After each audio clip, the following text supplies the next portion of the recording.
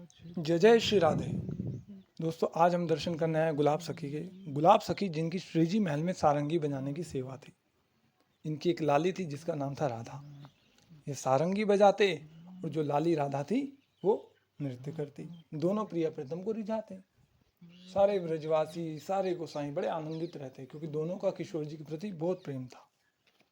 अब लाली बड़ी हो गई तो गोसाई लोग और ब्रजवासी लोग बोले कि गुलाब इनके साथ विवाह कराओ, बड़ी होगी ये लड़की, अब नाचना गाना ठीक नहीं लगता, विवाह होना चाहिए।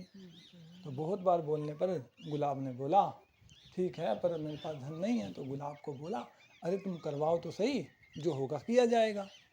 अब ब्रजवासी और गोसाई की सहायता से विवाह करा दिया। अब सारंगी बजा रहे हैं पर सुना सुना लग रहा है क्योंकि नृत्य नहीं हो रहा है सामने। तो बड़ा दुख हुआ कि किशोर जी को कैसे रिझाया जाए। अब बेटी का नाम राधा था तो उसके विरह में दुखी हो गए।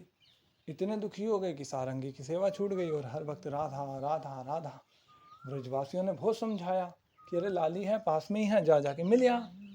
पर फिर भी कुछ समझ ना आए, राधा राधा राधा।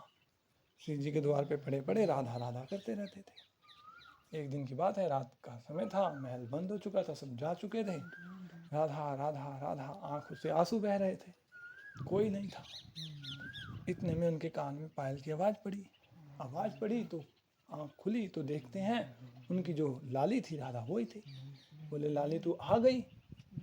बोला हाँ बाबा, चल मेरे साथ। उसके पीछे पीछे चल दिए तो अब जो श्री जी थी स्वयं वो दौड़ी तो पीछे दौड़े और दौड़ते दौड़ते दोनों अप्रकट हो गए। अब सब हैरान कि भैया गुलाब दिखाई नहीं देता, कहाँ गया कहाँ गया कहाँ गया। तो एक दिन इसी स्थान पर जो गुलाब सखी थी, गुलाब था, वो मिले एक गोसाई जी को। गोसाई जी को सामने एकदम आए, आके प्रणाम किया। गोसाई जी घबरा गए कि भूत भूत। बोला भूत नहीं हूँ। बोला कहाँ चले गए? तो उन्होंने सारी घटना कह सुनाई कि ऐसा ऐसा है कि श्री जी ने मुझे अपनी नित्य लीला में सारंगी बजाने की सेवा में रख लिया। अब मैं नित्य लीला में बजाता हूँ। उन्हें विश्वास नहीं हुआ कि मैं कैसे मान लूँ।